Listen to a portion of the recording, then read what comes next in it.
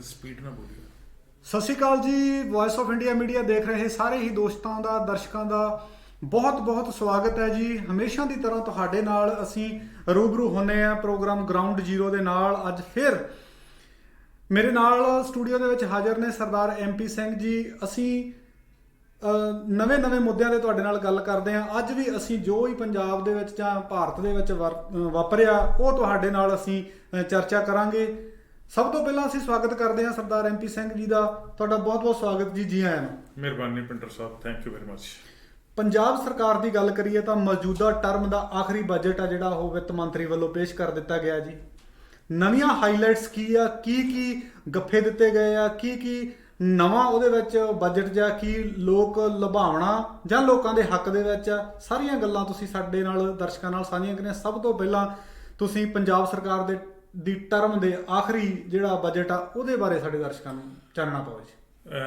ਪੰਜਾਬ ਸਰਕਾਰ ਮੌਜੂਦਾ ਜਿਹੜੀ ਆ ਕੈਪਟਨ ਸਰਕਾਰ, ਇਹਨੇ ਅੱਜ ਤੋਂ 4 ਕੁ ਸਾਲ ਪਹਿਲਾਂ ਕਮਾਂਡ ਸਾਂਭੀ ਸੀ ਪੰਜਾਬ ਦੀ। ਤੇ ਕਮਾਨ ਸੰਭਾਲਦਿਆਂ ਸਾਰ ਵਿੱਤ ਮੰਤਰੀ ਮਨਪ੍ਰੀਤ ਬਾਦਲ ਜਿਹੜੇ ਉਸ ਪਹਿਲਾਂ ਵੀ ਵਿੱਤ ਮੰਤਰੀ ਰਹੇ ਸੀ, ਉਹਨਾਂ ਨੇ ਕਿਹਾ ਕਿ ਪੰਜਾਬ ਦੀ ਪਹਿਲੀ ਸਰਕਾਰ ਯਾਨੀ ਬਾਦਲ ਸਰਕਾਰ, ਪ੍ਰਕਾਸ਼ ਸਿੰਘ ਬਾਦਲ ਦੀ ਸਰਕਾਰ, ਉਹਨਾਂ ਨੇ ਸਾਰਾ ਕੁਝ ਹੀ ਐਡਾ ਉਥਲ-ਪੁਥਲ ਕਰ ਦਿੱਤਾ ਹੈਗਾ ਜੀ ਤੇ ਖਜ਼ਾਨਾ ਖਾਲੀ ਹੈ ਜੀ। ਬਿਲਕੁਲ ਉਹਨਾਂ ਨੇ ਪੰਜਾਬ ਦੇ ਲੋਕਾਂ ਨੂੰ ਵੈਰੀ ਫਸਟ ਡੇ ਪਹਿਲੇ ਦਿਨ ਹੀ ਕਹਿ ਦਿੱਤਾ ਜੀ ਖਜ਼ਾਨਾ ਖਾਲੀ ਆ ਜੀ। ਕਰਜ਼ੇ ਚੁੱਕ ਕੇ ਜਿਹੜੇ ਹੈਗੇ ਆ ਪ੍ਰੋਜੈਕਟ ਕੀਤੇ ਗਏ ਆ, ਬਿਲਕੁਲ ਜੀ, ਸੰਗਤ ਦਰਸ਼ਨ ਕੀਤੇ ਗਏ ਆ, ਉੱਥੇ ਲੋਕਾਂ ਨੂੰ ਗੱਫੇ ਛਕਾਏ ਗਏ ਆ ਤੇ ਖਜ਼ਾਨਾ ਖਾਲੀ ਹੋਣ ਕਰਕੇ ਸਾਨੂੰ ਟਾਈਮ ਲੱਗਣਾ ਵਾ। ਬਿਲਕੁਲ ਜੀ। ਤੇ ਨਾਲ ਦੀ ਨਾਲ ਉਹਨਾਂ ਨੇ ਇਹ ਕਹਿਤਾ ਸੀਗਾ ਕਿ ਹਾਲਾਤ ਇਹ ਹੈਗੇ ਆ ਕਿ ਸੈਂਟਰ ਦੇ ਵਿੱਚ ਸਰਕਾਰ ਜਿਹੜੀ ਆ ਉਹ BJP ਦੀ ਆ, ਉਹਦੇ ਵਿੱਚ ਅਕਾਲੀ ਭਾਈਵਾਲ ਆ, ਉਹਨਾਂ ਨੇ ਸਾਨੂੰ ਕੋਈ ਬਹੁਤੀ ਸਪੋਰਟ ਨਹੀਂ ਕਰਨੀ। ਬਿਲਕੁਲ ਇਹ ਉਹਨਾਂ ਸਾਫ਼ ਕਹਿਤਾ ਸੀ ਜੀ। ਔਰ ਇਸ ਕਰਕੇ ਹੋ ਸਕਦਾ ਕਿ ਜਿਹੜੇ ਅਸੀਂ ਵਾਅਦੇ ਤੁਹਾਡੇ ਨਾਲ ਕੀਤੇ ਆ ਯਾਨੀ ਲੋਕਾਂ ਨਾਲ ਵਾਅਦੇ ਕੀਤੇ ਆ, ਹੋ ਸਕਦਾ ਸਾਨੂੰ ਉਹ ਪੂਰੇ ਕਰਨ ਵਿੱਚ ਥੋੜਾ ਬਹੁਤਾ ਟਾਈਮ ਲੱਗੇ। ਔਰ ਟਾਈਮ ਉਹਨਾਂ ਨੇ ਲਿਆ। ਪਰ 5ਵੇਂ ਸਾਲ ਅਖੀਰਲੇ ਸਾਲ ਜਦੋਂ ਬਜਟ ਪੇਸ਼ ਕੀਤਾ ਤੇ ਉਹ ਇੰਝ ਲੱਗਾ ਕਿ ਜਾਂ ਤਾਂ ਵਿੱਤ ਮੰਤਰੀ ਪਹਿਲਾਂ ਝੂਠ ਬੋਲਦੇ ਸੀ ਜਾਂ ਹੁਣ ਝੂਠ ਬੋਲਦੇ। ਬਿਲਕੁਲ ਜੀ, ਬਿਲਕੁਲ ਦੋਨਾਂ 'ਚ ਇੱਕ ਗੱਲ ਜ਼ਰੂਰ ਹੈਗੀ। ਬਿਲਕੁਲ ਜਾਂ ਪਹਿਲਾਂ ਝੂਠ ਬੋਲਦੇ ਸੀਗੇ ਖਜ਼ਾਨਾ ਖਾਲੀ ਹੈ ਤੇ ਉਹਦਾ ਕਰਕੇ ਉਹਨਾਂ ਨੇ ਕੋਈ ਵੀ 4 ਸਾਲਾਂ ਦੇ ਵਿੱਚ ਇਦਾਂ ਦਾ ਕੋਈ ਵੱਡਾ ਪ੍ਰੋਜੈਕਟ ਨਹੀਂ ਸਾਹਮਣੇ ਲਿਆਂਦਾ ਜਾਂ ਲੋਕਾਂ ਨੂੰ ਕੋਈ ਵੱਡੀਆਂ ਸਹੂਲਤਾਂ ਨਹੀਂ ਦਿੱਤੀਆਂ। ਹਰ ਇੱਕ ਮਹਿਕਮਾ ਜਿਹੜਾ ਸਰਕਾਰੀ ਮੁਲਾਜ਼ਮ ਆ ਉਹ ਸਟ੍ਰਾਈਕਾਂ ਕਰ ਰਿਹਾ, ਸਕੂਲਾਂ ਦੀ ਹਾਲਤ ਖਰਾਬ ਆ, ਹਸਪਤਾਲਾਂ ਦੀ ਹਾਲਤ ਖਰਾਬ ਆ, ਸੜਕਾਂ ਦੀ ਹਾਲਤ ਖਰਾਬ ਆ, ਪਿੰਡਾਂ ਦੇ ਪਿੰਡੂ ਪੱਧਰ ਤੇ ਜੋ ਇਨਫਰਾਸਟ੍ਰਕਚਰ ਹੁੰਦਾ ਉਹਦੇ ਨਾਂ ਦੀ ਕੋਈ ਚੀਜ਼ ਨਹੀਂ। ਉਹ ਜਿਸ ਤਰੀਕੇ ਦਾ ਪਿਛਲੇ 4 ਸਾਲਾਂ ਵਿੱਚ ਹੋਇਆ ਉਹ 'ਚ ਲੱਗਦਾ ਕਿ ਵਿੱਤ ਮੰਤਰੀ ਸੱਚ ਬੋਲਦੇ ਸੀ। ਪਰ ਜਦੋਂ ਬਜਟ ਆ ਪੇਸ਼ ਹੋਇਆ ਉਦੋਂ ਲੱਗਣ ਲੱਗ ਪਿਆ ਕਿ ਜਿਸ ਤਰੀਕੇ ਨਾਲ ਗੱਫੇ ਵੰਡੇ ਜਾ ਰਹੇ ਆ, ਆ ਵੀ ਕਰ ਦਿਓ, ਉਹ ਵੀ ਕਰ ਦਿਓ, ਇੱਦਾਂ ਕਰ ਦਿਓ, ਉੱਦਾਂ ਕਰ ਦਿਓ, ਤਾਂ ਲੱਗਦਾ ਕਿ ਵਿੱਤ ਮੰਤਰੀ ਪਹਿਲਾਂ ਝੂਠ ਬੋਲਦੇ ਸੀ, ਅੱਜ ਸੱਚ ਬੋਲੇ। ਜਿਹੜੇ ਐਡੇ ਵੱਡੇ ਗੱਫੇ ਵੰਡ ਦਿੱਤੇ ਗਏ ਆ, ਕੀ ਇਲੈਕਸ਼ਨ ਅੱਗੇ ਆ ਰਿਹਾ, 22 ਦੀਆਂ ਚੋਣਾਂ ਆ ਰਹੀਆਂ, ਉਹਨਾਂ ਨੂੰ ਮੱਦੇਨਜ਼ਰ ਇਹ ਤਾਂ ਜ਼ਰੂਰ ਆ ਕਿ ਹਰੇਕ ਸਰਕਾਰ ਇਦਾਂ ਹੀ ਕਰਦੀ ਆ, ਪਰ ਇਹ ਸਰਕਾਰ ਨੇ ਵੀ ਇਦਾਂ ਹੀ ਕੀਤਾ ਕਿ ਜਿਹੜੀਆਂ ਚੋਣਾਂ ਨੂੰ ਮੱਦੇਨਜ਼ਰ ਰੱਖਦੇ ਇਹ ਬਜਟ ਪੇਸ਼ ਕੀਤਾ। ਬਿਲਕੁਲ ਇਸ ਤਰ੍ਹਾਂ ਹੀ ਹੁੰਦਾ ਜੀ। ਕੋਈ ਵੀ ਸਰਕਾਰ ਹੋਵੇ, ਭਾਵੇਂ ਇਹ ਕਾਂਗਰਸੀ ਸਰਕਾਰ ਆ, ਕੈਪਟਨ ਦੀ ਅਗਵਾਈ ਵਾਲੀ ਸਰਕਾਰ ਆ, ਬੇਸ਼ੱਕ ਅਕਾਲੀ ਭਾਜਪਾ ਦੀ ਸਰਕਾਰ, ਪ੍ਰਕਾਸ਼ ਸਿੰਘ ਬਾਦਲ ਦੀ ਅਗਵਾਈ ਵਾਲੀ ਸਰਕਾਰ ਹੁੰਦੀ, ਉਹਨਾਂ ਨੇ ਜਿਹੜਾ ਆਖਰੀ ਬਜਟ ਹੁੰਦਾ ਉਹ ਵੋਟਾਂ ਨੂੰ, ਇਲੈਕਸ਼ਨ ਨੂੰ ਧਿਆਨ ਵਿੱਚ ਰੱਖ ਕੇ ਹੀ ਪੇਸ਼ ਕਰਨਾ ਹੁੰਦਾ ਜੀ। ਔਰ ਇੱਕ ਮੈਂ ਤੁਹਾਨੂੰ ਖਾਸ ਗੱਲ ਜਿਹੜੀ ਦੱਸਣੀ ਚਾਹੁੰਦਾ ਉਹ ਇਹ ਆ ਕਿ ਇਸ ਬਜਟ ਦੀ ਜਿਹੜੀ ਵਿਲੱਖਣਤਾ, ਉਂਝ ਤਾਂ ਵਿੱਤ ਮੰਤਰੀ ਬੜਾ ਸਿਆਣਾ, ਐਜੂਕੇਸ਼ਨ ਪੱਖੋਂ ਵੀ, ਭਾਸ਼ਾ ਤੇ ਤਜਰਬੇ ਪੱਖੋਂ ਵੀ, ਭਾਸ਼ਾ ਤੇ ਬੜੀ ਪਕੜ ਆ। ਭਾਸ਼ਾ ਤਾਂ ਦੇਖੋ ਜੀ ਉਹ ਉਰਦੂ ਦੀ ਚੰਗੀ ਸ਼ਾਇਰੀ ਕਰਦਾ। ਬਿਲਕੁਲ। ਔਰ ਉਹ ਲੋਕਾਂ ਨੂੰ, ਆਪਦੇ ਮੈਂਬਰਾਂ ਨੂੰ ਜਿਹੜੇ ਵਿਧਾਨ ਸਭਾ ਦੇ ਸੁਣਦੇ ਆ, ਉਹਨਾਂ ਨੂੰ ਸੰਬੋਧਨ ਕਰਨ ਲੱਗਿਆ ਤਮੀਜ਼ ਵਾਲੀ ਭਾਸ਼ਾ ਵਰਤਦਾ। ਬਿਲਕੁਲ ਜੀ, ਬਹੁਤ ਤਮੀਜ਼ ਵਾਲੀ, ਬਹੁਤ ਭਾਸ਼ਾ ਵੈਸੇ ਹੀ ਰਿਸਪੈਕਟਫੁਲ ਭਾਸ਼ਾ ਯੂਜ਼ ਕਰਦਾ ਹੈਗਾ। ਇਹ ਸਿਆਣੀ ਗੱਲ ਆ, ਸਿਆਣਾ ਬੰਦਾ ਇਸ ਮਾਮਲੇ 'ਚ। ਉਂਝ ਤਾਂ ਮੈਂ ਦੱਸਿਆ ਸੀ ਇਕਨੋਮਿਕਸ ਨੂੰ ਉਹ ਬੜੇ ਵਧੀਆ ਤਰੀਕੇ ਨਾਲ ਸਮਝਦਾ ਹੈਗਾ, ਪਰ ਇਸ ਵਾਰੀ ਕਿਉਂਕਿ ਬਜਟ ਜਿਹੜਾ ਵਾ ਉਹ ਸਿੱਧਾ ਇਲੈਕਸ਼ਨ ਦੇ ਨਾਲ ਰਿਲੇਟਡ ਆ ਤੇ ਇਲੈਕਸ਼ਨ ਦੇ ਲਈ ਮੁੱਖ ਮੰਤਰੀ ਕੈਪਟਨ ਅਮਰਿੰਦਰ ਸਿੰਘ ਨੇ ਇੱਕ ਹੋਰ ਐਡਵਾਈਜ਼ਰ, ਇੱਕ ਹੋਰ ਸਲਾਹਕਾਰ, ਸਸਤਾ ਜਿਹਾ ਸਲਾਹਕਾਰ, 1 ਰੁਪਈਏ ਵਾਲਾ ਸਲਾਹਕਾਰ ਰੱਖ ਲਿਆ, ਪ੍ਰਸ਼ਾਂਤ ਕਿਸ਼ੋਰ। ਔਰ ਪ੍ਰਸ਼ਾਂਤ ਕਿਸ਼ੋਰ ਦੀ ਦਿਸ਼ਾ ਨਿਰਦੇਸ਼ ਹੇਠ ਹੀ ਇਹ ਬਜਟ ਨੂੰ ਅੰਤਮ ਰੂਪ ਦਿੱਤਾ ਗਿਆ, ਤਾਈਓ ਕਰਕੇ 2-4 ਦਿਨ ਲੇਟ ਵੀ ਪੇਸ਼ ਹੋਇਆ। ਬਿਲਕੁਲ ਜੀ, ਬਿਲਕੁਲ। ਇਹ ਸਰਕਾਰ ਦੀ ਜਿਹੜੀ ਸਥਿਤੀ ਆ, ਇਹ ਮਤਲਬ ਲੱਗ ਤਾਂ ਰਿਹਾ ਵਾ ਇਦਾਂ ਕਿ ਸਰਕਾਰ ਕੋਲੇ ਕੁਝ ਵੀ ਨਹੀਂ, ਕਿਉਂਕਿ ਨਵਾਂ ਕੁਝ ਨਹੀਂ ਪਿਛਲੇ 4 ਸਾਲ 'ਚ ਦੇਖਣ ਨੂੰ ਮਿਲਿਆ। ਕੀ ਜਿਹੜੀ ਸਰਕਾਰ ਨੂੰ ਲੱਗ ਰਿਹਾ ਵੀ ਕਿ ਜੋ ਵੀ ਚੱਲ ਰਿਹਾ ਬਿਲਕੁਲ ਸਹੀ ਆ, ਜਾਂ ਵਾਕਈ ਸਰਕਾਰ ਦੀ ਹਾਲਾਤ ਆ ਜਿਹੜੇ ਉਹ ਸੁਧਰ ਕੇ ਲੱਗਦੇ ਆ ਪਹਿਲਾਂ ਨਾਲ? ਦੇਖੋ, ਜਿਹੜੀ ਵਿੱਤ ਮੰਤਰੀ ਨੇ ਬਜਟ ਭਾਸ਼ਣ ਦਿੱਤਾ ਉਹਦੇ ਵਿੱਚ ਤਾਂ ਉਹਨੇ ਇਹ ਦਾਅਵਾ ਕੀਤਾ ਕਿ ਅਸੀਂ ਪਿਛਲੇ 4 ਸਾਲਾਂ ਦੇ ਵਿੱਚ ਜਿਹੜਾ ਸਾਨੂੰ ਵਿਰਸੇ 'ਚ ਮਿਲਿਆ ਸੀਗਾ ਪੰਜਾਬ, ਅਸੀਂ ਉਹਦੇ 'ਚ ਬਹੁਤ ਸਾਰੀਆਂ ਚੇਂਜਸ ਲੈ ਕੇ ਆਂਦੀਆਂ। ਡੈਫਿਸਿਟ ਤਾਂ ਬੋਲਾਂ ਤਾਂ ਘਾਟੇ ਵਾਲਾ ਬਹੁਤ ਵੱਡਾ ਜਿਹੜਾ ਸੀਗਾ ਉਹ ਘਾਟਾ ਸੀਗਾ, ਅਸੀਂ ਘਾਟਾ ਉਹ ਕਵਰ ਕਰ ਲਿਆ। ਸਾਨੂੰ ਹਾਲਾਂਕਿ ਕੇਂਦਰ ਸਰਕਾਰ ਵੱਲੋਂ ਕੋਈ ਬਹੁਤੀਆਂ ਸਹੂਲਤਾਂ ਨਹੀਂ ਮਿਲੀਆਂ, ਬਹੁਤੀਆਂ ਜਿਹੜੀਆਂ ਉਹ ਗ੍ਰਾਂਟਾਂ ਨਹੀਂ ਮਿਲੀਆਂ, ਇਹਦੇ ਬਾਵਜੂਦ GST ਵਾਲਾ ਮਸਲਾ ਜਿਹੜਾ ਹੈਗਾ, GST ਦੇ ਵਿੱਚ ਸੀ ਅੱਗੇ ਸੇਲ ਟੈਕਸ ਇਕੱਠਾ ਹੁੰਦਾ ਸੀਗਾ, ਸੇਲ ਟੈਕਸ ਸੈਂਟਰ ਟੈਕਸ 2 ਹੁੰਦੇ ਸੀਗੇ, ਔਰ ਉਹ ਸੇਲ ਟੈਕਸ ਜਿਹੜਾ ਸੀਗਾ ਉਸ ਪੰਜਾਬ ਸਰਕਾਰ ਆਪਦੇ ਕੋਲ ਰੱਖ ਲੈਂਦੀ ਸੀ, ਸੈਂਟਰ ਵਾਲਾ ਸੈਂਟਰ ਨੂੰ ਭੇਜ ਦਿੰਦੀ ਸੀ। ਹੁਣ ਤਾਂ ਕਿਸੇ ਸਾਰਾ ਕੁਝ ਉਹ ਸੈਂਟਰ ਲੈ ਜਾਂਦਾ ਚੁੱਕ ਕੇ, ਉਹਦੀ ਮਰਜ਼ੀ ਆ, ਦਵੇ ਮਰਜ਼ੀ ਨਾ ਦਵੇ। ਪਿਛਲੇ 4 ਸਾਲਾਂ ਵਿੱਚ ਵਿੱਤ ਮੰਤਰੀ ਵੀ, ਮੁੱਖ ਮੰਤਰੀ ਵੀ ਤੇ ਹੋਰ ਲੀਡਰ ਵੀ ਇਹ ਕਹਿੰਦੇ ਰਹੇ ਕਿ ਸਾਨੂੰ GST ਜਿਹੜਾ ਸਾਡੇ ਕੋਲ ਇਕੱਠਾ ਕੀਤਾ ਜਾ ਰਿਹਾ ਉਹਦੀ ਪੇਮੈਂਟ ਹੀ ਨਹੀਂ ਹੋ ਰਹੀ ਇਸ ਤਰੀਕੇ ਨਾਲ। ਪਰ ਜਿਸ ਤਰੀਕੇ ਨਾਲ ਹੁਣ ਉਹਨਾਂ ਨੇ ਬਜਟ ਪੇਸ਼ ਕੀਤਾ, ਉਹਨਾਂ ਨੇ ਕਹਿਤਾ ਕਿ ਡੈਫਿਸਿਟ ਤਾਂ ਰਹਿ ਹੀ ਥੋੜਾ ਗਿਆ। ਹੁਣ ਕਰੋਨਾ ਕਰਕੇ 9,000 ਕਰੋੜ ਰੁਪਈਆ ਜਿਹੜਾ ਉਹ ਇੱਕ ਰਾਖਵਾਂ ਰੱਖਿਆ ਕਿ ਅਜੇ ਵੀ ਮੁਸੀਬਤ ਟਲੀ ਨਹੀਂ ਹੈਗੀ, ਤੇ ਜੇ ਇਹ ਨਾ ਰੱਖਦੇ ਤੇ ਬਜਟ ਇਸ ਵੇਲੇ ਪ੍ਰੋਫਿਟ 'ਚ ਹੋ ਜਾਣਾ ਸੀ ਜੀ। ਇਹ ਪਤਾ ਨਹੀਂ ਕਿਹੜਾ ਜਾਦੂ ਮਾਰਿਆ ਵਿੱਤ ਮੰਤਰੀ ਨੇ, ਕੁਛ ਨਹੀਂ ਸਮਝ ਆ ਰਹੀ। ਬਿਲਕੁਲ ਜੀ, ਬਿਲਕੁਲ। ਉਧਰ ਤਾਂ ਬਜਟ ਪੇਸ਼ ਹੋ ਰਿਹਾ ਸੀ ਤੇ ਨਾਲ ਹੀ ਔਰਤ ਦਿਵਸ ਵੀ ਮਨਾਇਆ ਜਾ ਰਿਹਾ ਸੀ, ਠੀਕ ਹੈ। ਕੀ ਇਸ ਜਿਹੜਾ ਬਜਟ ਪੇਸ਼ ਕੀਤਾ ਗਿਆ ਉਹਦੇ ਵਿੱਚ ਔਰਤ ਦਿਵਸ ਨੂੰ ਮੱਦੇ ਨਜ਼ਰ ਰੱਖਦੇ, ਮੂਹਰੇ ਰੱਖਦੇ ਹੋਏ, ਕੀ ਔਰਤਾਂ ਵਾਸਤੇ ਕੋਈ ਸਪੈਸ਼ਲ ਚੀਜ਼ ਇਹਨਾਂ ਨੇ ਅਨਾਉਂਸ ਕੀਤੀ? ਬਿਲਕੁਲ ਸਪੈਸ਼ਲ ਚੀਜ਼ ਅਨਾਉਂਸ ਕੀਤੀ ਆ। ਵਿੱਤ ਮੰਤਰੀ ਨੇ 8 ਮਾਰਚ ਨੂੰ ਇੰਟਰਨੈਸ਼ਨਲ ਵਿਮਨ ਡੇ ਦਾ ਬੜਾ ਵੱਡਾ ਫਾਇਦਾ ਲਿਆ। ਉਹਨੇ ਇਹ ਅਨਾਉਂਸ ਕੀਤਾ ਕਿ ਅਸੀਂ 2-3 ਗੱਲਾਂ ਕੀਤੀਆਂ। ਸਭ ਤੋਂ ਪਹਿਲੀ ਗੱਲ ਤਾਂ ਉਹਨਾਂ ਨੇ ਅਨਾਉਂਸ ਕੀਤੀ ਕਿ ਜਿਹੜੀਆਂ ਔਰਤਾਂ ਬੱਸਾਂ ਵਿੱਚ ਸਫ਼ਰ ਕਰਨਗੀਆਂ, ਪੰਜਾਬ ਰੋਡ ਵਿੱਚ ਕਰਨ ਚਾਹੇ ਪੈਪਸੂ ਰੋਡ ਵਿੱਚ ਕਰਨ, ਉਮਰ ਦਾ ਕੋਈ ਲਿਹਾਜ਼ ਨਹੀਂ, ਜਿਹੜੀ ਮਰਜ਼ੀ ਉਮਰ ਹੋਵੇ ਉਹ ਸਫ਼ਰ ਫ੍ਰੀ ਕਰ ਸਕਦੇ ਜਿੱਥੇ ਮਰਜ਼ੀ ਜਾਣ। ਜੇ ਉਹ ਬੱਸ ਸਰਕਾਰ ਦੀ ਹੈ ਤੇ ਪ੍ਰਾਈਵੇਟ ਦੀ ਹੈ ਤੇ ਉਹ ਪ੍ਰਾਈਵੇਟ ਕੰਪਨੀਆਂ ਜਾਣਨ, ਉਹਨਾਂ ਦਾ ਕੰਮ ਜਾਣ। ਇੱਕ ਤਾਂ ਇਹ ਸਹੂਲਤ ਹੈ। ਉਂਝ ਇਹ ਹੈ ਕਿ ਅੱਜ ਕੱਲ੍ਹ ਬੱਸਾਂ ਵਿੱਚ ਸਫ਼ਰ ਕੌਣ ਕਰਦਾ? ਜਿਨ੍ਹਾਂ ਦੇ ਕੋਲ ਕਾਰਾਂ ਜੋਗੇ ਪੈਸੇ ਨਹੀਂ ਹੈਗੇ, ਜਿਨ੍ਹਾਂ ਕੋਲ ਆਪਦੀਆਂ ਕਾਰਾਂ ਨਹੀਂ ਹੈਗੀਆਂ, ਜਿਹੜੇ ਟੈਕਸੀ ਨਹੀਂ ਕਰ ਸਕਦੇ, ਯਾਨੀ ਗਰੀਬ ਥੋੜੇ ਜਿਹੇ ਦੂਰ ਤੇ ਥੋੜੇ ਜਿਹੇ ਉੱਪਰ ਕਹਿ ਸਕਦੇ, ਉਹ ਲੋਕ ਸਫ਼ਰ ਕਰਦੇ। ਉਹਨਾਂ ਵਿੱਚ ਮੈਜੋਰਿਟੀ ਜਿਹੜੀ ਔਰਤਾਂ ਦੀ ਹੈ। ਤੁਸੀਂ ਬੱਸ 'ਚ ਸਫ਼ਰ ਕਰਕੇ ਵੇਖੋ ਜੀ, ਤੁਹਾਨੂੰ 40-50%, 60% ਤੱਕ ਔਰਤਾਂ ਮਿਲਣਗੀਆਂ, ਠੀਕ ਹੈ ਜੀ। ਕੁਛੜ ਬੱਚੇ ਚੱਕੇ ਹੁੰਦੇ ਆ, ਠੀਕ ਹੈ ਜੀ, ਨਾਲ ਬੁੱਢੀ ਮਾਈ ਕੋ ਹੋਰ ਆ ਜਾਂ ਘਰ ਦਾ ਜੀ ਕੋ ਹੋਰ, ਨਾਲ ਔਰਤਾਂ ਦੀ ਮੈਜੋਰਿਟੀ ਜ਼ਿਆਦਾ ਹੁੰਦੀ। ਇਹ ਉਹਨਾਂ ਦੇ ਫਾਇਦੇ ਦੀ ਗੱਲ ਹੈ। ਦੂਜੀ ਗੱਲ ਉਹਨੇ ਔਰਤਾਂ ਲਈ ਕੀਤੀ ਹੈ ਕਿ ਆਮ ਤੌਰ ਤੇ ਇੱਕ ਸ਼ਗਨ ਸਕੀਮ ਬੜੀ ਪਾਪੂਲਰ ਹੋਈ ਸੀ, ਬੜੀ ਚਿਰ ਦੀ ਚੱਲਦੀ। ਉਹ 5,000 ਹੁੰਦਾ ਸੀ ਪਹਿਲਾਂ, ਫਿਰ ਉਹਨੂੰ 10 ਕਰਤਾ, 15 ਕਰਤਾ, 21 ਕਰਤਾ, ਹੁਣ ਸਿੱਧਾ ਵਧਾ ਕੇ 51,000 ਕਰਤਾ।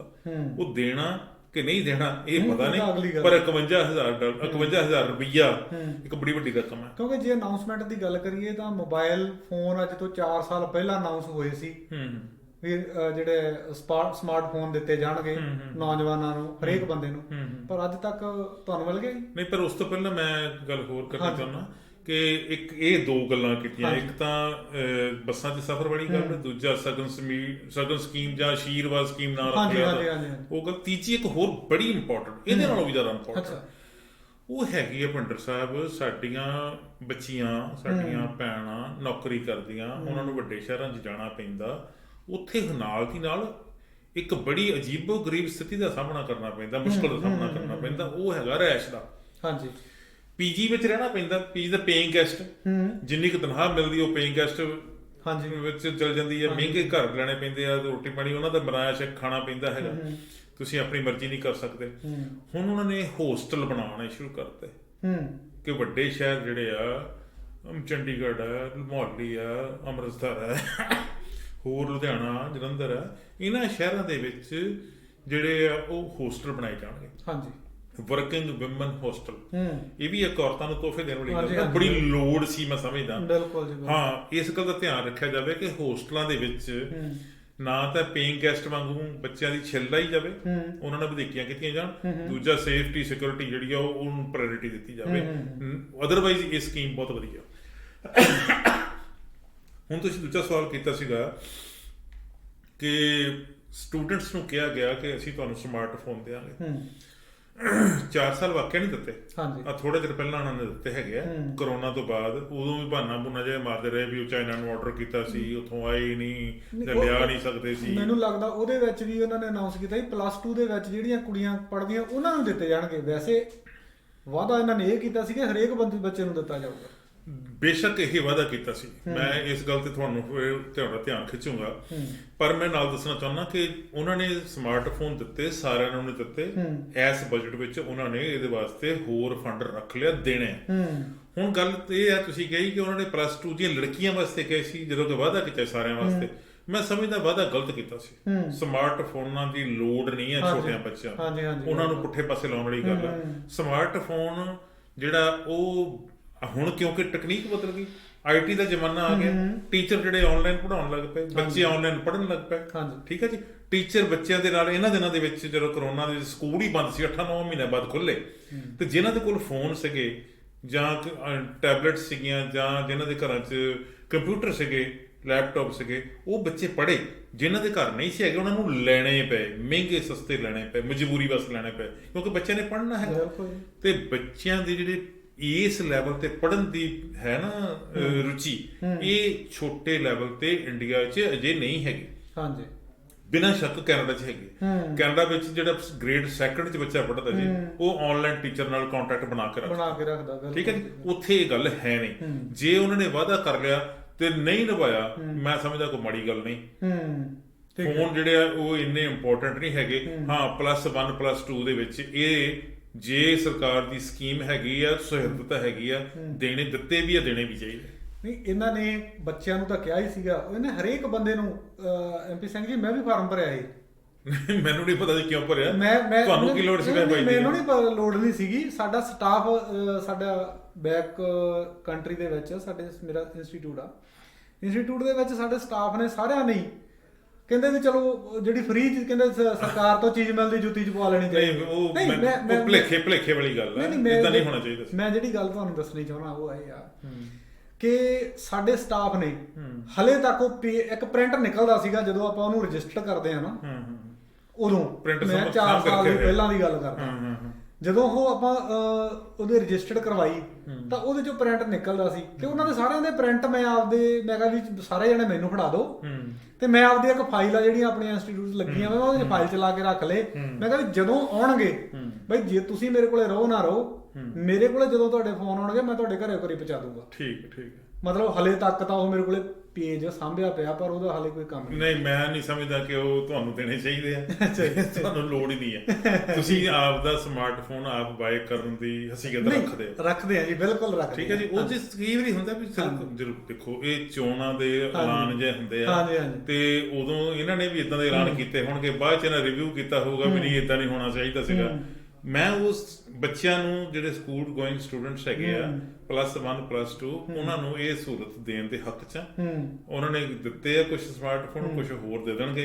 ਇਹ ਸਕੀਮ ਲਗਾਤਾਰ ਚੱਲਦੀ ਰਹਿਣੀ ਹੈ ਤੇ ਉਦੋਂ ਕਾ ਕੇ ਉਸ ਤੋਂ ਬਾਅਦ ਬੱਚੇ ਯੂਨੀਵਰਸਿਟੀਆਂ ਚਲੇ ਜਾਂਦੇ, ਕਾਲਜਾਂ ਚਲੇ ਜਾਂਦੇ, ਉਹ ਆਪੇ ਵੀ ਬਾਏ ਕਰ ਦਿੰਦੇ। ਹਾਂਜੀ ਬਿਲਕੁਲ। ਚਲੋ ਗੱਲ ਕਰਦੇ ਆ ਆਪਾਂ ਅੱਗੇ, ਅਗਲਾ ਸਟੈਪ ਸ਼ੁਰੂ ਕਰਦੇ ਆ ਕਿ ਸਾਰਿਆਂ ਲੇਡੀਜ਼ ਨੂੰ ਹੋ ਗਿਆ ਬੁਢਾਪਾ ਪੈਨਸ਼ਨ ਦੁੱਗਣੀ ਕਰਤੀ ਸੀ। ਬਿਲਕੁਲ, ਮੈਂ ਬੈਂਕ 'ਚ ਜੌਬ ਕਰਦਾ ਹੁੰਦਾ ਸੀ, ਸਾਰੀ 150 ਰੁਪਏ ਪੈਨਸ਼ਨ ਹੁੰਦੀ ਸੀਗੀ ਬਜ਼ੁਰਗਾਂ ਵਾਸਤੇ ਤੇ ਪੂਰਾ ਦਿਨ ਉਹਨਾਂ ਨੇ ਬੈਂਕ ਦੇ ਬਾਹਰ ਖੜੇ ਰਹਿਣਾ, ਧੁੱਪੇ ਸੜਨਾ।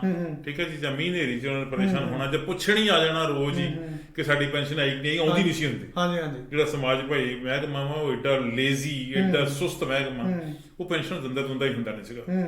ਫਿਰ ਪਿੰਡਾਂ ਦੇ ਵਿੱਚ ਪੈਨਸ਼ਨਾਂ ਦੇ ਸੰਬੰਧ ਵਿੱਚ ਬਹੁਤ ਸਾਰੀਆਂ ਇਦਾਂ ਦੀਆਂ ਸ਼ਿਕਾਇਤਾਂ ਵੀ ਆਉਂਦੀਆਂ ਰਹੀਆਂ ਕਿ ਜਿਹੜੇ ਮਰ ਗਏ ਉਹਨਾਂ ਦੀਆਂ ਪੈਨਸ਼ਨ ਲੋਕੀ ਲਈ ਜਾਂਦੇ ਸੀ। ਠੀਕ ਹੈ ਜੀ, ਉਹ ਪਿੰਡ ਦਾ ਪੰਚ ਸਰਪੰਚ ਚੌਧਰੀ ਜਿਹੜਾ ਵਾ ਉਹ ਗੁੱਠੇ ਗੱਠੇ ਲਵਾ ਲੂ ਕੇ ਕਰੀ ਜਾਂਦਾ ਸੀ ਕੰਮ। ਬੈਂਕਾਂ ਦੇ ਲੈਵਲ ਤੇ ਵੀ ਬਥੇਰੀ ਇਦਾਂ ਦੇ ਅਣਗਹਿਲੀਆਂ ਹੋਈਆਂ। ਹੁਣ ਉਹ ਪੈਨਸ਼ਨ ਵੱਧ ਗਈ 150 ਤੋਂ ਬਾਅਦ 250 ਹੋ ਗਈ, ਫਿਰ 500 ਹੋ ਗਈ, ਫਿਰ 750 ਹੋ ਗਈ। ਹੁਣ ਸਰਕਾਰ ਨੇ ਕਿਹਾ 1500 ਦਿਆਂਗੇ। ਬੜੀ ਵੱਡੀ ਗੱਲ ਹੈ। 1500 ਦਾ ਆਉਂਦਾ ਵੈਸੇ ਕੁਝ ਨਹੀਂ ਹੁੰਦਾ। ਹਾਂਜੀ ਹਾਂਜੀ ਬਿਲਕੁਲ। 1500 ਬਹੁਤਾ ਜ਼ਿਆਦਾ ਨਹੀਂ ਹੈ, ਪਰ 1500 ਇੱਕ ਬਜ਼ੁਰਗ ਨੂੰ ਮਿਲ ਜਾਣਾ ਆਪਣੇ ਆਪ ਵਿੱਚ ਸੰਤੁਸ਼ਟੀ ਵਾਲੀ ਗੱਲ ਹੈ। ਇਹ ਵੀ ਐਲਾਨ ਕੀਤਾ ਜਿਹੜਾ ਵਿੱਤ ਮੰਤਰੀ ਨੇ, ਬਹੁਤ ਚੰਗਾ ਕੀਤਾ। ਡਾਕਟਰੀ ਤੇ ਸਿੱਖਿਆ ਦੋ ਚੀਜ਼ਾਂ ਹਰੇਕ ਦੇਸ਼ ਵਾਸਤੇ ਬਹੁਤ ਜ਼ਰੂਰੀ ਹੁੰਦੀਆਂ। ਉਹਦਾ ਵਧੀਆ ਕੰਟਰੀਆਂ 'ਚ ਜੇ ਆਪਾਂ ਕੈਨੇਡਾ ਅਮਰੀਕਾ ਦੀ ਗੱਲ ਕਰ ਲਈਏ ਜਾਂ ਹੋਰ ਡਿਵੈਲਪਡ ਕੰਟਰੀ ਦੀ ਗੱਲ ਕਰ ਲਈਏ ਤਾਂ ਐਜੂਕੇਸ਼ਨ ਤੇ ਮੈਡੀਕਲ ਆ ਜਿਹੜਾ ਉਹ ਤਕਰੀਬਨ ਫ੍ਰੀ ਆ ਦੋਨੇ ਚੀਜ਼ਾਂ। ਪਰ ਸਾਡੇ ਕੰਟਰੀ ਦੇ ਵਿੱਚ ਨਹੀਂ, ਹੋਮ ਕੰਟਰੀ ਦੇ ਵਿੱਚ ਆਪਾਂ ਦੇਖਿਆ ਜਾਵੇ ਤਾਂ ਮੈਡੀਕਲ ਵੀ ਫ੍ਰੀ ਨਹੀਂ ਤੇ ਸਿੱਖਿਆ ਵੀ ਫ੍ਰੀ ਨਹੀਂ। ਮੈਂ ਸਿੱਖਿਆ ਦੀ ਗੱਲ ਕਰ ਰਿਹਾ ਕਿ ਸਿੱਖਿਆ ਦੇ ਲਈ ਇਸ ਬਜਟ ਦੇ ਵਿੱਚ ਕੁਝ ਰਾਖਵਾਂ ਰੱਖਿਆ ਸਰਕਾਰ ਨੇ। ਦੇਖੋ, ਰੱਖਿਆ ਬਿਨਾਂ ਸ਼ੱਕ ਰੱਖਿਆ। ਮੈਂ ਅੰਕੜਿਆਂ ਤੇ ਗੱਲ ਨਹੀਂ ਕਰਦਾ, ਮੈਂ ਇਸ ਗੱਲ ਤੇ ਗੱਲ ਕਰਦਾ ਕਿ ਵਿੱਤ ਮੰਤਰੀ ਨੇ ਇੱਕ ਤਾਂ ਸਭ ਤੋਂ ਜਿਹੜੀ ਖੂਬਸੂਰਤ ਗੱਲ ਦੱਸੀ ਆ ਉਹ ਇਹ ਆ, ਹੁਣ ਤੋਂ ਪਹਿਲਾਂ ਇਹ ਉਲਾਂਭਾ ਜਾਂਦਾ ਸੀਗਾ ਸਰਕਾਰ ਨੂੰ ਕਿ ਸਰਕਾਰ ਇੱਕ ਸੋਚੀ ਸਮਝੀ ਸਾਜ਼ਿਸ਼ ਤਹਿਤ ਪ੍ਰਾਈਵੇਟ ਸਕੂਲਾਂ ਨੂੰ ਹੱਲਾਸ਼ੇਰੀ ਦੇ ਰਹੀ ਆ। ਸਰਕਾਰੀ ਸਕੂਲਾਂ ਵਿੱਚ ਗਿਣਤੀ ਬੱਚਿਆਂ ਦੀ ਘਟਦੀ ਜਾਂਦੀ ਆ। ਜਿੱਥੇ ਬੱਚਿਆਂ ਦੀ ਗਿਣਤੀ ਘਟ ਗਈ ਆ, ਨੇੜੇ ਤੇੜੇ ਦੇ ਸਕੂਲਾਂ ਨੂੰ ਮਰਜ ਕੀਤਾ ਜਾ ਰਿਹਾ। ਟੀਚਰ ਨਹੀਂ ਆਉਂਦੇ। ਹਾਂਜੀ ਬਿਲਕੁਲ। ਇਹ ਸ਼ਿਕਾਇਤ ਵੀ ਰਹੀ ਸੀ। ਜੇ ਆਉਂਦੇ ਟੀਚਰ ਤੇ ਉਹ ਕਹਿੰਦੇ ਸਾਨੂੰ ਤਨਖਾਹ ਨਹੀਂ ਮਿਲਦੀ। ਬੜੀਆਂ ਇਦਾਂ ਦੀਆਂ ਪ੍ਰੋਬਲਮ ਆਈਆਂ। ਨਵੀਂ ਜਿਹੜੀ ਅਨਾਉਂਸਮੈਂਟ ਹੋਈ ਆ ਜਾਂ ਨਵੇਂ ਅੰਕੜੇ ਜਿਹੜੇ ਪੇਸ਼ ਕੀਤੇ ਗਏ ਉਹਦੇ ਮੁਤਾਬਕ ਤੇ ਇਹ ਹੋ ਗਿਆ ਕਿ ਇੱਕ ਟੀਚਰ ਉਹਨੂੰ 20 ਬੱਚੇ ਪੜਾਉਣ ਨੂੰ ਮਿਲਣਗੇ, ਯਾਨੀ 20 ਬੱਚਿਆਂ ਪਿੱਛੇ ਇੱਕ ਟੀਚਰ। ਇਹ ਇੱਕ ਬਹੁਤ ਵਧੀਆ ਗੱਲ ਹੈ। 20 ਨਹੀਂ, ਉੱਥੇ 21 ਆ। 21 ਵੀ ਮਾੜੀ ਗੱਲ ਨਹੀਂ। ਕੈਨੇਡਾ ਵਿੱਚ ਜਿੱਥੇ ਆਪਾਂ ਵਿਨੀਪੈਗ ਬੈਠੇ ਆ, ਇੱਥੇ ਵੀ 20 ਤੋਂ ਲੈ ਕੇ 25 ਬੱਚੇ ਜਿਹੜੇ ਆ ਉਹ ਕਲਾਸ 'ਚ ਲੈ ਸਕਦੇ, ਉਹਨਾਂ ਵਾਸਤੇ ਇੱਕ ਟੀਚਰ ਜਿਹੜਾ ਉਹ ਲਾਇਆ ਜਾਂਦਾ। ਉਹਨੂੰ 20 ਬੱਚੇ ਜਿਹੜੇ ਆ ਉਹਨੂੰ ਪੜਾਉਣ ਦੀ ਜ਼ਿੰਮੇਵਾਰੀ ਦਿੱਤੀ ਜਾਂਦੀ। ਉੱਥੇ ਜੇ 21 ਹੈਗੀ ਆ, ਜੇ 25 ਵੀ ਹੁਣ ਤੱਕ ਮਾੜੀ ਗੱਲ, ਚੰਗੀ ਗੱਲ ਹੈ ਜੇ ਉਧਰ ਜਾ। ਉਂਝ ਪਿਛਲੇ 2 ਸਾਲਾਂ 'ਚ ਇੱਕ ਨੋਟ ਕੀਤੀ ਗੱਲ ਕਿ ਸਰਕਾਰੀ ਸਕੂਲਾਂ ਦੇ ਵੀ ਨਤੀਜੇ ਹੁਣ ਚੰਗੇ ਆਉਣ ਲੱਗ ਪਏ। ਬਿਲਕੁਲ ਜੀ। ਮੈਂ ਸਮਝਦਾ ਕਿ ਜਿਹੜੇ ਨਵੇਂ ਯੰਗ ਮੁੰਡੇ ਕੁੜੀਆਂ ਟੀਚਰ ਲੱਗੇ ਹੈਗੇ, ਉਹਨਾਂ ਨੂੰ ਪੜਾਉਣ ਦਾ ਚਾਅ ਵੀ ਤਰੀਕਾ ਉਹਨਾਂ ਨੂੰ ਸਿਖਾਇਆ ਜਾਂਦਾ ਉਹਨਾਂ ਨੂੰ ਖੁਦ ਤੇ એનર્ਜੀ ਦੇ ਅੰਦਰ ਹੈਗੀ। ਜਿਹੜੇ ਪੁਰਾਣੇ ਹੋ ਗਏ ਨੇ ਜੀ, ਉਹ ਹੜਤਾਲਾਂ ਕਰਕੇ ਮਹਿੰਗਾਈ ਪੱਤਾ, ਮੈਡੀਕਲ ਪੱਤਾ ਬਦਲੀ ਕਰ ਦੇਵੇ, ਤਾਂ ਇਹੋ ਜਿਹਾ ਬਦਲੀਆਂ ਵਾਲੇ ਮਾਮਲੇ ਦੇ ਵਿੱਚ ਵੀ ਬੜੀ ਟਰਾਂਸਪੇਰੈਂਸੀ ਹੈਗੀ। ਆਨਲਾਈਨ ਬਦਲੀ ਹੋਣੀ ਹੈ, ਕਿਸੇ ਐਮਐਲਏ ਤੇ ਜਾਣ ਦੀ ਲੋੜ ਨਹੀਂ, ਕਿਸੇ BODO ਕੋ ਜਾਣ ਦੀ ਲੋੜ ਨਹੀਂ। ਤੁਸੀਂ ਆਪਦੀ ਬਦਲੀ ਸਿਸਟਮੈਟਿਕਲੀ ਆਨਲਾਈਨ ਅਪਲਾਈ ਕਰਨੀ ਹੈ। ਜੇ ਉਹ ਅਵੇਲੇਬਲ ਤੁਹਾਨੂੰ ਪੋਸਟ ਹੋਈ, ਉਹ ਪੋਜੀਸ਼ਨ ਹੋਈ, ਸਟੇਸ਼ਨ ਅਵੇਲੇਬਲ ਹੋਇਆ, ਤੁਹਾਨੂੰ ਬਦਲੀ ਆਪਣੇ ਆਪ ਹੋ ਜਾਣੀ। ਇੱਕ ਬਹੁਤ ਵੱਡੀ ਗੱਲ ਹੈ। ਇਹਦੇ ਬਾਵਜੂਦ ਸਰਕਾਰ ਨੇ ਕਿਹਾ ਕਿ ਅਸੀਂ 200 ਦੇ ਕਰੀਬ ਸਕੂਲਾਂ ਨੂੰ ਅਪਗ੍ਰੇਡ ਕਰਨਾ। ਮਤਲਬ ਜਿਹੜੇ 8ਵੀਂ ਵਾਲਾ 10ਵੀਂ ਪ੍ਰਾਇਮਰੀ ਜਿਹੜਾ ਹੋਊਗਾ 5ਵੀਂ ਵਾਲਾ ਐਲੀਮੈਂਟਰੀ ਸਕੂਲ, ਉਹਨੂੰ ਮਿਡਲ ਕਰਤਾ ਜਾਊਗਾ, ਮਿਡਲ ਨੂੰ ਹਾਈ ਕਰਤਾ ਜਾਊਗਾ, ਹਾਈ ਨੂੰ ਹਾਇਰ ਸੈਕੰਡਰੀ ਜਾਂ ਸੀਨੀਅਰ ਸੈਕੰਡਰੀ ਕਰਤਾ ਜਾਊਗਾ। 200 ਉਦਾਂ ਕੁਝ ਵੀ ਨਹੀਂ ਹੈ, ਪਰ ਸ਼ੁਰੂਆਤ ਚੰਗੀ। ਠੀਕ ਹੈ ਜੀ। ਇਹਦੇ ਇਲਾਵਾ ITI ਖੋਲਣ ਦੀਆਂ ਗੱਲਾਂ ਹੋਈਆਂ।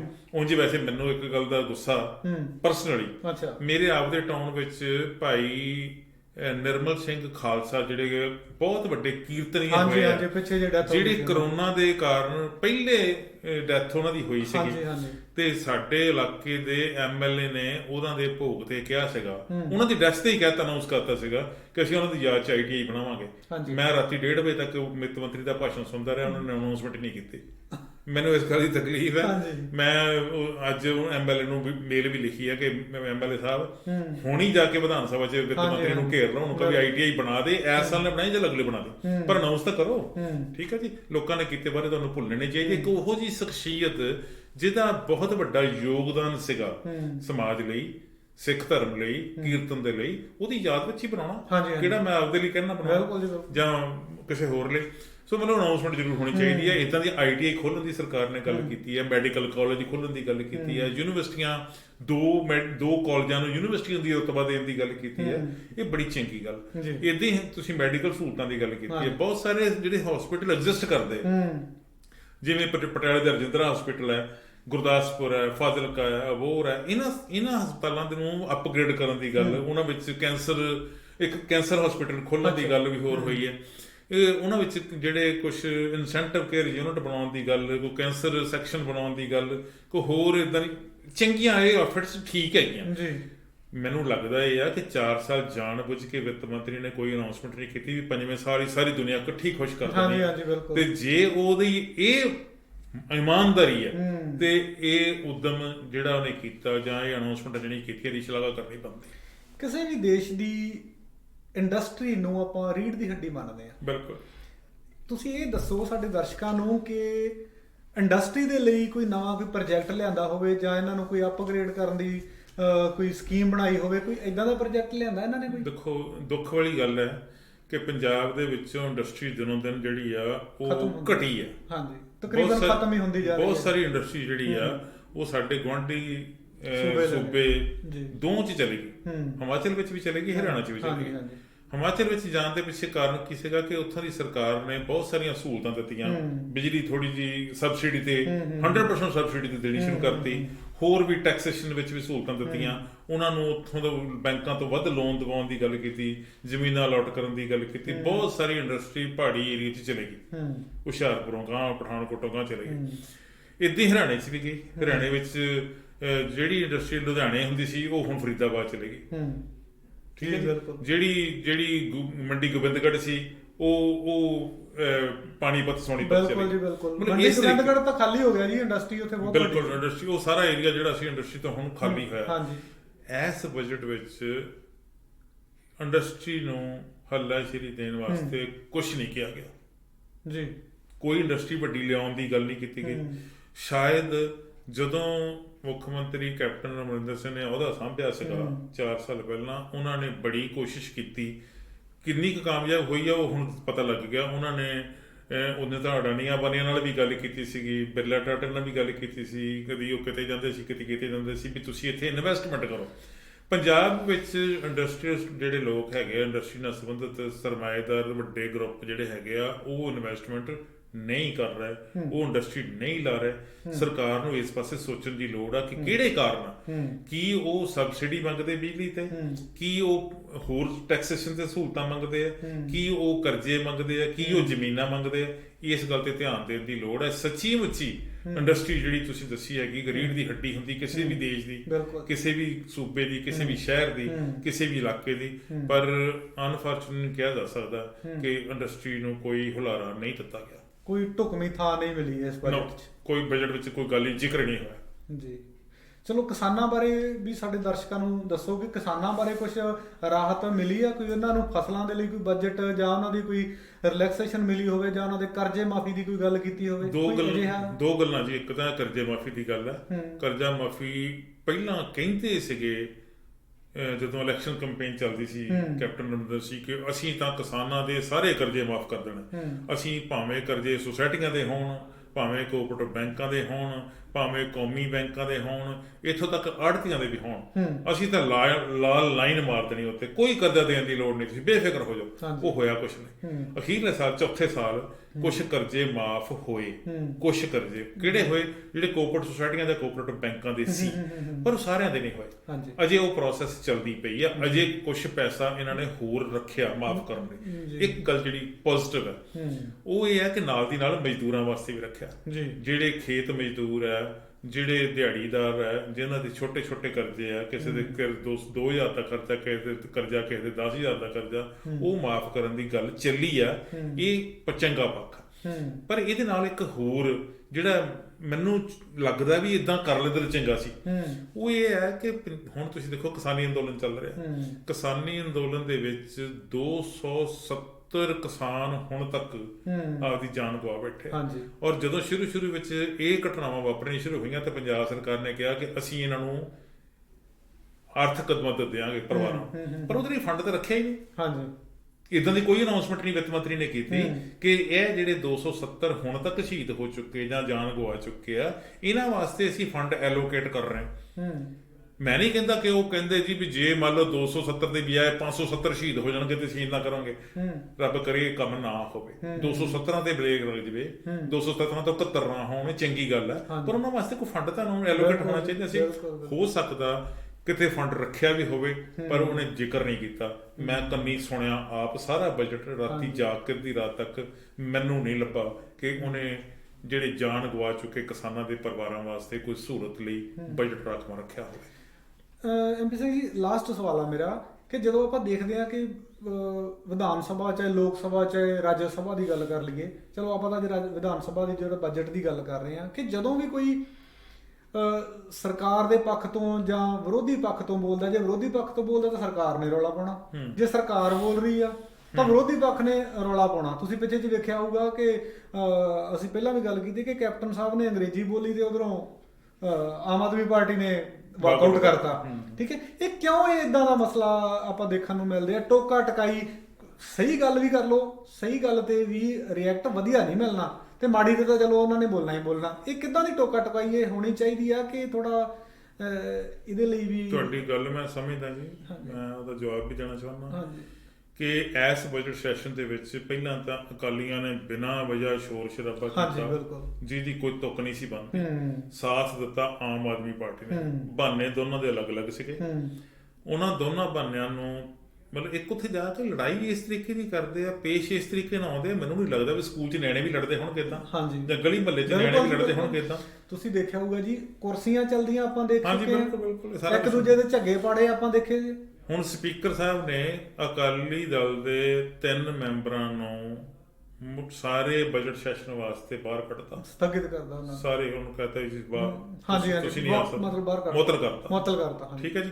ਹੁਣ ਜਦੋਂ ਕੱਲ ਬਜਟ ਪੇਸ਼ ਹੋ ਰਿਹਾ ਸੀਗਾ, ਉਦੋਂ ਵੀ ਕੁਝ ਅਕਾਲੀਆਂ ਵੱਲੋਂ, ਕੁਝ ਆਮ ਆਦਮੀ ਪਾਰਟੀ ਵੱਲੋਂ ਜਿੰਦਾਬਾਦ ਮੁਰਦਾਬਾਦ ਕੀਤੀ ਗਈ। ਹੁਣ ਜਿਹੜੀ ਟੋਕ ਟਕਾਈ ਦੀ ਗੱਲ, ਮੈਂ ਦੋ ਗੱਲਾਂ ਟੋਕ ਟਕਾਈ ਦੀਆਂ ਕਰਨੀਆਂ ਚਾਹੁੰਦਾ ਮੈਂ, ਕਿਉਂਕਿ ਸੁਣ ਰਿਹਾ ਸੀ, ਲਾਈਵ ਵੇਖ ਰਿਹਾ ਸੀਗਾ। ਇੱਕ ਤਾਂ ਜਦੋਂ ਅਜੇ ਵਿੱਤ ਮੰਤਰੀ ਨੇ ਅਨਾਉਂਸ ਹੀ ਕੀਤਾ ਕਿ 8 ਮਾਰਚ ਨੂੰ ਇੰਟਰਨੈਸ਼ਨਲ ਵਿਮਨ ਡੇ ਦੇ ਸੰਬੰਧ ਵਿੱਚ ਮੈਂ ਬਜਟ ਪੇਸ਼ ਕਰ ਰਿਹਾ, ਤੇ ਇਸ ਬਜਟ ਦੀਆਂ 3 ਜਿਹੜੀਆਂ ਮੁੱਖ ਗੱਲਾਂ ਨੇ ਕਹੀਆਂ, ਇੱਕ ਤਾਂ ਬੁਢਾਪਾ ਪੈਨਸ਼ਨ ਵਧਾਤੀ, ਡਬਲ ਕਰਤੀ, ਇੱਕ 21,000 ਤੋਂ 51,000 ਸ਼ਗਨ ਸਕੀਮ ਜਾਂ ਆਸ਼ੀਰਵਾਦ ਕਰਤੀ, ਇੱਕ ਜਿਹੜੀ ਸੀਗੀ ਸਰਕਾਰੀ ਬੱਸਾਂ ਦੇ ਵਿੱਚ ਉਹਨੇ ਕਹਿਤਾ ਕਿ ਲੇਡੀਜ਼ ਜਿਹੜੀਆਂ ਹੈਗੀਆਂ ਵਿਮਨਸ ਆ ਉਹ ਫ੍ਰੀ ਸਫ਼ਰ ਕਰ ਸਕਦੀਆਂ। ਇੱਕਦਮ ਅਰੁਣਾ ਚੌਧਰੀ ਇੱਕ ਹੈਗੀ ਹੈ ਮੰਤਰੀ, ਉਹ ਖੜੀ ਹੋ ਗਈ, ਉਹ ਲੱਗ ਪਈ ਕਹਿਣ ਇਹ ਵਿੱਤ ਮੰਤਰੀ ਨੇ ਬਹੁਤ ਚੰਗਾ ਕੀਤਾ ਜੀ। ਇਹ ਤੁਹਾਨੂੰ ਚੰਗਾ ਕਹਿਣ ਜਾਂ ਮਾੜਾ ਕਹਿਣ ਦਾ ਬਾਅਦ ਚ ਮੌਕਾ ਮਿਲਣਾ, ਬੋਲਣ ਤਾਂ ਦਿਓ। ਬਿਲਕੁਲ ਜੀ, ਬਿਲਕੁਲ। ਮਤਲਬ ਉਹਨੂੰ ਲੱਗਾ ਅਰੁਣਾ ਚੌਧਰੀ ਨੂੰ ਕਿ ਜੇ ਮੈਂ ਨਾ ਬੋਲੀ ਕੋਈ ਹੋਰ ਬੋਲ ਜੂ ਤੇ ਨੰਬਰ ਤੋਂ ਬਣ ਜਾਣੇ। ਬਿਲਕੁਲ ਜੀ। ਮੈਂ ਵਿੱਤ ਮੰਤਰੀ ਦੀ ਨਜ਼ਰ 'ਚ ਚੰਗੇ ਬਣਨਾ, ਮੈਂ ਮੁੱਖ ਮੰਤਰੀ ਦੀ ਨਜ਼ਰ ਵਿੱਚ ਚੰਗੇ ਬਣਨਾ, ਮੈਂ ਉਹਦੇ ਨੰਬਰ ਬਣਾਉਣੇ ਆ। ਇਹ ਨੰਬਰ ਬਣਾਉਣ ਦੀ ਜਿਹੜੀ ਚਾਲ ਹੈ ਜਾਂ ਪ੍ਰਕਿਰਿਆ ਜਿਹੜੀ ਹੈਗੀ ਹੈ, ਇਹ ਚੰਗੀ ਭਲੀ ਚੱਲਦੀ ਕਾਰ ਵਿੱਚ ਵਿਘਨ ਪਾਉਣ ਵਾਲੀ ਗੱਲ ਆ। ਉਹਨੂੰ ਕਹਿਣਾ ਪਿਆ ਸਪੀਕਰ ਨੂੰ ਕਿ ਤੁਸੀਂ ਜਦੋਂ ਤੁਹਾਨੂੰ ਮੌਕਾ ਮਿਲੂਗਾ ਬੋਲਣ ਦਾ ਤਾਂ ਬੋਲ ਲਈ। ਦੂਜੀ ਘਟਨਾ ਹੋਈ ਜਦੋਂ ਵਿੱਤ ਮੰਤਰੀ ਨੇ ਕਿਹਾ ਕਿ ਅਸੀਂ ਕੁਝ ਯੂਨੀਵਰਸਿਟੀਆਂ ਦੇ ਵਿੱਚ ਚੇਅਰਸ ਬਣਾ ਰਹੇ, ਉਹਨਾਂ 'ਚੋਂ ਇੱਕ ਚੇਅਰ ਦਾ ਨਾਮ ਉਹਨੇ ਲਿਆ, ਉਹਦਾ ਨਾਂ ਸੀਗਾ ਬੇਗੋਵਾਲ ਦੇ ਸੰਤ ਪ੍ਰੇਮ ਸਿੰਘ ਮਰਾਰੇ ਵਾਲੇ। ਉਹਨਾਂ ਦੇ ਬੀਬੀ ਜਗੀਰ ਕੌਰ ਦਾ ਏਰੀਆ ਹੈ, ਸ਼੍ਰੋਮਣੀ ਕਮੇਟੀ ਜਿਹੜੀ ਹੈਗੀ, ਅਸਲ 'ਚ ਸੁਖਪਾਲ ਖਹਿਰੇ ਦਾ ਵੀ ਏਰੀਆ ਉਹ ਹੀ ਹੈ, ਭਲਾਥੇ ਏਰੀਆ ਜਾਂ ਬੇਗੋਵਾਲ ਏਰੀਆ। ਤੇ ਭਲਾਥੇ ਏਰੀਏ ਦੇ ਜਿਹੜੇ MLA ਸਾਹਿਬ ਹੈ ਸੁਖਪਾਲ ਸਿੰਘ ਖਹਿਰਾ, ਉਹਨਾਂ ਨੂੰ ਯਕਦਮ ਕੰਨ ਖੜੇ ਹੋ ਗਏ ਕਿ ਕੀ ਕਹਿਣ ਲੱਗੇ। ਉਹਨੇ ਨੇ ਕਿਹਾ ਵਿੱਤ ਮੰਤਰੀ ਨੇ ਕਿ ਅਸੀਂ ਸੰਤ ਪ੍ਰੇਮ ਸਿੰਘ ਮਰਾਰੇ ਵਾਲੇ ਦੀ ਯਾਦ ਵਿੱਚ ਇੱਕ ਚੇਅਰ ਕਾਇਮ ਕਰ ਰਹੇ ਹਾਂ ਗੁਰੂ ਨਾਨਕ ਯੂਨੀਵਰਸਿਟੀ ਦੇ ਵਿੱਚ, ਜਿਹਦੇ ਪ੍ਰੋਫੈਸਰ ਜਲਦੀ ਜਿਹੜੇ ਆ ਉਹ ਤਾਇਨਾਤ ਕਰਤੇ ਜਾਣਗੇ, ਉੱਤੇ ਰਿਸਰਚ ਸ਼ੁਰੂ ਹੋ ਜਾਊਗੀ, ਉਹਦਾ ਸਾਰਾ ਇਨਫਰਾਸਟ੍ਰਕਚਰ ਜਿਹੜਾ ਜਲਦੀ ਕਰਤਾ ਜਾਊਗਾ, ਮੁੱਖ ਮੰਤਰੀ ਸਾਹਿਬ ਖੁਦ ਜਾ ਕੇ ਉਦਘਾਟਨ ਕਰਕੇ ਆਉਣਗੇ। ਤੇ ਉਹਦੇ ਲਈ ਉਹਨੇ ਫੰਡ ਵੀ ਦੱਸਿਆ ਵੀ ਇੰਨੇ ਫੰਡ ਰੱਖੇ ਜਾਣਗੇ। ਸੁਖਪਾਲ ਸਿੰਘ ਖਹਿਰਾ ਖੜੇ ਹੋ ਗਏ, ਕਹਿੰਦਾ ਜੀ ਮੈਨੂੰ 1 ਮਿੰਟ ਟਾਈਮ ਦਿਓ। ਉਹ ਬਥੇਰਾ ਮਿੰਨਤਾਂ ਕਰੀ ਜਾਂਦਾ ਸਪੀਕਰ ਵੀ ਰੱਬ ਦੇ ਵਾਸਤੇ ਚੁੱਪ ਕਰੋ, ਤੁਹਾਨੂੰ ਜਦੋਂ ਮੌਕਾ ਮਿਲੂ ਬੋਲ ਨਹੀਂ, ਪਰ ਨਹੀਂ ਜੀ ਮੈਨੂੰ ਤੁਸੀਂ ਮੌਕਾ ਦਿਓ, ਨਹੀਂ ਜੀ ਮੇਰੇ ਨਾਲ ਗੱਲ ਕਰੋ, ਮੇਰੀ ਗੱਲ ਸੁਣੋ। ਉਹਨਾਂ ਨੇ ਕਿਹਾ ਜੀ ਕੀ ਸੁਖਪਾਲ ਸਿੰਘ ਖਹਿਰਾ ਕਿਹਾ, ਕਹਿੰਦਾ ਜੀ ਉੱਥੇ ਬਣਿਆ ਇੱਕ ਸਕੂਲ ਇੰਸਟੀਟਿਊਸ਼ਨ ਹੈਗਾ ਸੰਤ ਪ੍ਰੇਮ ਸਿੰਘ ਮਰਾਰੇ ਵਾਲੇ ਦੇ ਨਾਂ ਤੇ, ਤੁਸੀਂ ਉਹਨੂੰ ਓਨ ਕਰ ਲਓ। ਹੁਣ ਇਹਦੇ ਪਿੱਛੇ 2 ਗੱਲਾਂ ਕਰਨੀਆਂ। ਇਹਦੇ ਪਿੱਛੇ ਉਹਨੇ ਇੱਕ ਤਾਂ ਇਹ ਕਿਹਾ ਕਿ ਮੈਂ ਦੇਖੋ ਜੀ ਇਲਾਕੇ ਦਾ ਕਿੰਨਾ ਵਧੀਆ ਸੋਚਦਾ, ਦੂਜਾ ਬੀਬੀ ਜਗੀਰ ਕੌਰ ਨੂੰ ਠਿੱਬੀ ਲਾਉਣ ਲਈ। ਹੁਣ ਸਪੀਕਰ ਸਾਹਿਬ ਨੇ ਕਿਹਾ ਕਿ ਇਹ ਤੁਹਾਨੂੰ ਮੌਕਾ ਮਿਲਣਾ ਸੀ, ਤੁਸੀਂ ਕਹਿ ਲੈਂਦੇ। ਕਹਿੰਦੇ ਜੀ ਮੁੜ ਕੇ ਪਤਾ ਨਹੀਂ ਤੁਸੀਂ ਗੱਲ ਸੁਣਨੀ ਸੀ, ਇਦਾਂ ਕਿੱਦਾਂ ਹੋ ਸਕਦਾ? ਜੇ ਤੁਸੀਂ ਗੱਲ ਚੱਜ ਦੀ ਕਰੋਗੇ ਤਾਂ ਸਪੀਕਰ ਸਾਹਿਬ ਤੁਹਾਨੂੰ ਮੌਕਾ ਦੇਣਗੇ। ਜੇ ਤੁਸੀਂ ਚੱਜ ਦੀ ਨਹੀਂ ਕਰਨੀ, ਟੈਂਟ 'ਚ ਕਰਨਾ ਹੀ ਪਾਉਣਾ, ਜਾਂ ਆਪਣੇ ਆਪ ਨੂੰ ਬਹੁਤੇ ਸਿਆਣੇ ਸਮਝ ਕੇ ਤੁਸੀਂ ਰੌਲਾ ਹੀ ਪਾਉਣਾ, ਹਾਂਜੀ, ਤੇ ਉਹ ਸ਼ੋਭਾ ਨਹੀਂ ਦਿੰਦਾ। ਮੈਂ ਸਮਝਦਾ ਕਿ ਅੱਜ ਤੱਕ ਕਦੀ ਵੀ ਜਦੋਂ ਵੀ ਕਿਸੇ ਨੇ ਵੀ ਬਜਟ ਪੇਸ਼ ਕੀਤਾ, ਭਾਵੇਂ ਡਾਕਟਰ ਮਨਮੋਹਨ ਸਿੰਘ ਨੇ ਕੀਤਾ, ਭਾਵੇਂ ਪ੍ਰਣਬ ਮੁਖਰਜੀ ਨੇ ਕੀਤਾ, ਤੇ ਭਾਵੇਂ ਪੰਜਾਬ ਵਿੱਚ ਬਾਦਲ ਨੇ ਕੀਤਾ, ਇਹਨੇ ਆਪਣੇ ਵਿੱਤ ਮੰਤਰੀ ਮਨਪ੍ਰੀਤ ਬਾਦਲ ਨੇ ਕੀਤਾ, ਜਾਂ ਇਦੋਂ ਪਹਿਲੇ ਲੋਕ ਜਿਹੜੇ ਕਰਦੇ ਰਹੇ, 2 ਕੰਮ ਹੁੰਦੇ ਸੀਗੇ। ਜਿਹੜੀ ਸਰਕਾਰ ਪੱਖੀ ਐਮਐਲਏ ਆ ਉਹ ਡੈਸਕ ਵਜਾ ਕੇ ਤਾੜੀਆਂ ਮਾਰਦੇ ਜਾਂ ਡੈਸਕ ਵਜਾ ਕੇ ਐਪਰੀਸ਼ੀਏਟ ਕਰਦੇ ਬਜਟ ਨੂੰ। ਦੂਜੇ ਸ਼ੇਮ ਕਹਿੰਦੇ ਜਾਂ ਹੋਏ ਕਹਿੰਦੇ, ਪਰ ਇਦਾਂ ਦੀ ਕਿਸੇ ਨੇ ਜਿਹੜੀ ਅੜਚਨ ਨਹੀਂ ਸੀ ਪਾਈ। ਇਹ ਜਿਹੜੀ ਇਦਾਂ ਦੀ ਪਰੰਪਰਾ ਚੱਲੀ ਆ, ਇਹ ਸ਼ਾਇਦ ਗੈਰ ਸੰਵਿਧਾਨਕ ਜਮਹੂਰੀਅਤ ਵਾਲੀ ਗੱਲ ਨਹੀਂ ਹੈਗੀ। ਇਹਨਾਂ ਗੱਲਾਂ ਨੂੰ ਅਵੋਇਡ ਕਰਨਾ ਚਾਹੀਦਾ। ਉਹ ਤੇ ਕੁੱਕੜ ਖੇ ਉਡਾਉਣ ਨਾਲੋਂ, ਇੱਕ ਦੂਜੇ ਤੋਂ ਮੋਹਰੇ ਹੋ ਕੇ ਭੱਲ ਖੱਟਣ ਨਾਲੋਂ, ਇੱਕ ਦੂਜੇ ਨੂੰ ਠੇਪੀ ਲਾਉਣ ਨਾਲੋਂ ਚੰਗਾ ਇਹ ਇੱਕ ਧਿਆਨ ਨਾਲ ਸੁਣੋ ਕੀ ਕਹਿੰਦਾ, ਤੇ ਫਿਰ ਉੱਥੇ ਕਿੰਤੂ ਪਰੰਤੂ ਜਿੱਦਾਂ ਰੱਜ ਕੇ ਮਰਜ਼ੀ ਕਰੋ। ਤੁਸੀਂ ਨੁਮਾਇੰਦੇ ਹੋ ਲੋਕਾਂ ਦੇ, ਜੇ ਤੁਸੀਂ ਨਹੀਂ ਕਰੋਗੇ ਤੇ ਹੋਰ ਇੱਥੋਂ ਅਸੀਂ ਜਾ ਕੇ ਥੋੜੀ ਕਰਨਾ। ਬਿਲਕੁਲ ਜੀ, ਬਿਲਕੁਲ ਬਿਲਕੁਲ, ਮੈਨੂੰ ਤੇ ਲੱਗਦਾ ਜੀ। ਤੁਹਾਡਾ ਬਹੁਤ ਬਹੁਤ ਸ਼ੁਕਰੀਆ ਜੀ, ਇਸ ਬਜਟ ਬਾਰੇ ਤੁਸੀਂ ਸਾਡੇ ਨਾਲ ਖੁੱਲ੍ਹ ਕੇ ਚਰਚਾ ਕੀਤੀ, ਬੇਬਾਕੀ ਨਾਲ ਤੁਸੀਂ ਇਹਨੂੰ ਸਾਡੇ ਦਰਸ਼ਕਾਂ ਦੇ ਨਾਲ ਸਾਂਝੀਆਂ ਕੀਤੀਆਂ ਗੱਲਾਂ, ਤੇ ਤੁਹਾਡਾ ਬਹੁਤ ਬਹੁਤ ਸ਼ੁਕਰੀਆ। ਅਗਲੀ ਨਵੀਂ ਚਰਚਾ ਦੇ ਨਾਲ ਫਿਰ ਤੁਹਾਨੂੰ ਅਸੀਂ ਸੱਦਾ ਪੱਤਰ ਭੇਜਾਂਗੇ, ਤੇ ਤੁਹਾਡਾ ਬਹੁਤ ਬਹੁਤ ਸ਼ੁਕਰੀਆ। ਫੋਨ ਹੀ ਕਰਦੀ ਮਾਜੂਗਾ ਜੀ। Thank you very much. Thank you very much. ਇਹ ਸਨ ਸਰਦਾਰ MP ਸਿੰਘ ਜੀ। ਤੁਸੀਂ ਜੇਕਰ ਸਾਨੂੰ ਕੋਈ ਕਮੈਂਟ ਜਾਂ ਕੋਈ ਤੁਹਾਡੀ ਤੁਸੀਂ ਸਾਨੂੰ ਕੋਈ ਸੁਝਾਅ ਦੇਣਾ ਚਾਹੁੰਦੇ ਹੋ ਤਾਂ ਤੁਸੀਂ ਆਪਣੇ ਕਮੈਂਟ ਦੇ ਰੂਪ ਦੇ ਵਿੱਚ ਸਾਨੂੰ ਸੈਂਡ ਕਰ ਸਕਦੇ ਹੋ, ਭੇਜ ਸਕਦੇ ਹੋ। ਜੇਕਰ ਤੁਹਾਨੂੰ ਇਹ ਸਾਡੀ ਚਰਚਾ ਵਧੀਆ ਲੱਗਦੀ ਹੈ, ਪ੍ਰੋਗਰਾਮ ਨੂੰ ਅੱਗੇ ਤੋਰ ਦਿਓ, ਸ਼ੇਅਰ ਕਰ ਦਿਓ, ਕਮੈਂਟ ਕਰਕੇ ਸਾਨੂੰ ਦੱਸਿਆ ਕਰੋ, ਲਾਈਕ ਕਰਿਆ ਕਰੋ। ਤੁਹਾਡਾ ਬਹੁਤ ਬਹੁਤ ਸ਼ੁਕਰੀਆ। ਤੁਸੀਂ ਦੇਖ ਰਹੇ ਹੋ ਵੌਇਸ ਆਫ ਇੰਡੀਆ ਮੀਡੀਆ, ਤੁਹਾਡੀ ਆਪਣੀ ਆਵਾਜ਼।